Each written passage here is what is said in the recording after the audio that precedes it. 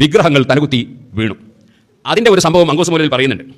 അത് ഒരു വിഗ്രഹത്തിൻ്റെ അടുക്കൽ വലിയ ആഘോഷമായിട്ട് അവിടെയുള്ള മക്കയിലെ മുശ്രിക്കീങ്ങൾ ഇങ്ങനെ കൂടി നിന്ന് അവർ അതിനെ ആദരിച്ച് പരിപാടി നടത്തിക്കൊണ്ടിരിക്കുമ്പോൾ അതാണ് വസ്ബഹൽ ഈദുല്ലദീ എവിടെയുള്ളദീ സഫ് കാന ഫീഹി മഗ്തമൻ, അവരെ ഒരു ആഘോഷ ദിവസമായിരുന്നു. അപ്പോൾ എന്തുണ്ടായെന്ന് ചോദിച്ചാൽ ഈ വിഗ്രഹം മറിഞ്ഞ് വീണുകൊണ്ടേയിരിക്കുന്നു. അപ്പോൾ അവർ വലിയ ദുഃഖിതരായി. അങ്ങനെ അക്കൂട്ടത്തിൽ ഒരു മുശ്രിക്കാണ് ഉസ്മാൻ ഇബ്നുൽ ഹുവൈരിസ്. 4 ആളുടെ പേര് ഇമാം തൽമസാനി ജനൽ ജന്നത്തൈനി എന്ന ഗ്രന്ഥത്തിൽ ആ ചരിത്രം പറയുന്ന സ്ഥലത്ത് പറഞ്ഞിട്ടുണ്ട്. അതിൽ ചരിത്രങ്ങളിലൊക്കെ ഉണ്ട്. ഉസ്മാൻ ഇബ്നുൽ ഹുവൈരിസ് എന്ന് പറയുന്ന ആൾ, അദ്ദേഹത്തിന് ഹിദായത്ത് പിന്നെയും കിട്ടിയിട്ടില്ല. അയാൾ അങ്ങനെ തന്നെ ഹിദായത്തില്ലാതെ മരിച്ചു ഒരാളാണ്. ആ മുശ്രിക്കായ ഉസ്മാൻ ഇബ്നുൽ ഹുവൈരിസ് പറഞ്ഞു, അത് അക്സറ തനക്കുസ, എന്താ ഇങ്ങനെ മറിഞ്ഞ് വീണുകൊണ്ടിരിക്കുന്നത്, ഈ വിഗ്രഹം നിരക്കുന്നില്ലല്ലോ. ഇന്നഹദാ ലി അംരിൻ ഹദസ വഅൻസദ വഖൽബുഹു യസ്ലാ ബിന്നാർ. അവിടെ വഅൻസദ എന്നാണ്, ചില അച്ചടിയിൽ വൻസദ ഉണ്ടാവും, അത് വഅൻസദ തന്നെ വായിക്കട്ടെ. അപ്പോൾ അവിടെ എന്ത് ചെയ്തു, ഇതൊരു പുതിയ സംഭവമാണല്ലോ എന്ന് പറഞ്ഞിട്ട് അദ്ദേഹം ഒരു പാട്ട് പാടി. ആ പാട്ടാണ് അയാസനമൽ ഈദില്ലദീ സഫഹ ലഹു സനാദീദു മിൻ വഫ്ദിൻ ബഈദിൻ വമിൻ ഖുർബി തനക്കസ്ത മഖ്ലൂബൻ ഫമാദാക ഖുല്ലനാ ഫമിൻ ഹുസ്നിനാ ഖദ്റതി ലിറുബി സുഹബി ഫഇൻ കുൻത മിൻ ദംബിൻ അതൈനാ ഫഇന്നനാ നബൂ ബിഇഖ്റാരിൻ വനൽവി അനിൽ ദംബി വഇൻ കുൻത മഖ്ലൂബൻ വനുകിസ്ത സാഗിറാ ഫമാ അൻത ബില്ലൗതാനി ബിസയ്യിദിർ റബ്ബി. ഇത് ഈ വിഗ്രഹത്തെ അദ്ദേഹം വിഗ്രഹത്തോട് സംബോധന ചെയ്തുകൊണ്ട് പാടിയതാണ്. എന്താണിത്, നിങ്ങളെല്ലാം ഇവിടെ ഒരുമിച്ച് കൂടിയിട്ട് ഇങ്ങനെ മറിഞ്ഞ് വീഴുന്നു, ഞങ്ങൾ ആകെ വിഷമിക്കുന്നുണ്ട്, ഞങ്ങളത് തെറ്റ് ചെയ്തിട്ടാണെങ്കിൽ ഞങ്ങളെല്ലാം സമ്മതിച്ചോളാം അങ്ങനെ പറയാറുള്ളത്. എന്നാലും മങ്കൂസിലെ ഒന്ന് ഞാൻ പറഞ്ഞുതരപ്പോൾ സമയമല്ല, നമുക്ക് ഇനിയും വരേണ്ടി വരികയാണെങ്കിൽ പിന്നെയും വരാനോ. ആ മങ്കൂസിനകത്തുള്ള ഒന്ന് ഞാൻ പറഞ്ഞുതരാം. എന്താണെന്നറിയോ, മങ്കൂസ് ഇങ്ങനെ കുറെ മുന്നോട്ട് പോയാൽ കാണാം ഒരു സ്വലാത്ത്. എന്താ സ്വലാത്ത്? സ്വലാത്തും വതസ്ലീമുൻ വഅസ്കാ തഹിയ്യതി അലൽ മുസ്തഫൽ മുഖ്താരി ഖൈറിൽ ബരിയതി. ഇതാണ് സ്വലാത്ത്. ജവാബായിട്ട് ചൊല്ലിക്കൊടുക്കുന്നതാണ്. ഈ സ്വലാത്ത് കഴിഞ്ഞാൽ പിന്നുള്ള വരികൾ എന്താണെന്നറിയാം നിങ്ങൾക്ക്? അയാ സ്വാനമൽ ഈദില്ലദീ സഫഹ ലഹു സനാദീദു മിൻ വഫ്ദിൻ ബഈദിൻ വമിൻ ഖുർബി തനക്കസ്ത മഖ്ലൂബൻ ഫമാദാക ഖുല്ലനാ ഫമിൻ ഹുസ്നിനാ ഖദ്റത്തിൽ ഈറു ബിസ്സുഹബി സ്വലാത്തും വതസ്ലീമുൻ വഅസ്കാ തഹിയ്യതി അലൽ മുസ്തഫൽ മുഖ്താരി ഖൈറിൽ ബരിയതി വഇൻ കുൻത മിൻ ദംബിൻ അതൈനാ ഫഇന്നനാ നബൂ ബിഇഖ്റാരി വനൽവി അനിൽ ദംബി. ഇങ്ങനെ പോകാം. മങ്കൂസ് മുഴുവൻ പാടപ്പം നേരല്ല. അപ്പം ഇങ്ങനെ പോകാൻ സംഗതി നമ്മളെന്താ വിചാരിച്ചത്? അള്ളാഹു റസൂലിനെ ഞാൻ വല്ലാതെ സ്നേഹിക്കുകയാണ്. കാരണം മങ്കൂസ് ഓതിയാലോ ഉസ്താദിനെ പറ്റിക്കൂല എന്ന് ഉറപ്പാ. അപ്പം ഞാൻ അത് എന്തായാലും എനിക്ക് സ്വർഗം കിട്ടുന്ന പണിയാണ് എന്ന് സാധുക്കളായ നമ്മൾ വിചാരിച്ചു. അവസാനം ഊപ്പര് കായും വാങ്ങി പോവുകയും ചെയ്തു. ഞാൻ അതിൻ്റെ അർത്ഥം എന്ന് പറഞ്ഞാൽ, ഈ ചൊല്ലുന്ന വരികൾ ഇതില്ലാതെ നിങ്ങൾക്ക് ആർക്കും പറയാൻ സംശയമുണ്ടോ? ഇപ്പൊ പോയി ചോദിച്ചോളൂ ഉസ്താദിനോട്, ഈ മങ്കൂസിന് ഇപ്പൊ ഞാൻ പറഞ്ഞ വരികളുണ്ടോ? അർത്ഥം പറഞ്ഞു തരാം. ആ അർത്ഥം അങ്ങനെ തന്നെയാണോ എന്ന് ഉസ്താദിനോട് പോയി ചോദിച്ചു നോക്കി. വളരെ മാന്യമായിട്ട് പഠിക്കാൻ വേണ്ടിയിട്ട്. എന്താണെന്നറിയോ?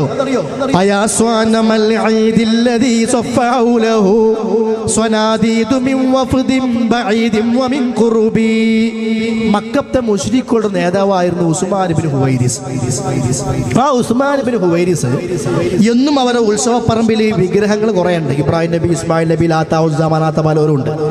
അവിടെ വന്ന് നോക്കുമ്പോൾ വിഗ്രഹം ഇങ്ങനെ മറിഞ്ഞടക്കുകയാണ്. എന്നും കുത്തനെ നിൽക്കുന്ന വിഗ്രഹം മറിഞ്ഞു കിടക്കുകയാണ്. ആ മറിഞ്ഞു കിടക്കുന്ന വിഗ്രഹത്തെ പിടിച്ച് എണീപ്പിച്ച് നിർത്തി. പക്ഷെ നിർത്തിയിട്ടത് നിൽക്കണില്ല, വീഴാണ്.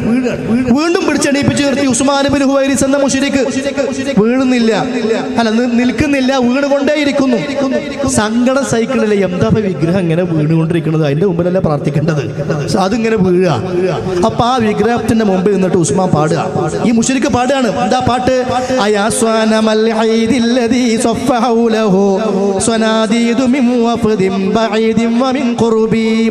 അല്ലയോ ഉത്സവ പറമ്പിലെ വിഗ്രഹമേ, അല്ലയോ ഉത്സവ സ്ഥലത്തെ വിഗ്രഹമേ, നിന്റെ ചുറ്റുമല്ലേ വിദൂര സ്ഥലങ്ങളിലെയും സമീപ പ്രദേശങ്ങളിലെയും ആളുകൾ കൂടി നിൽക്കുന്നത്?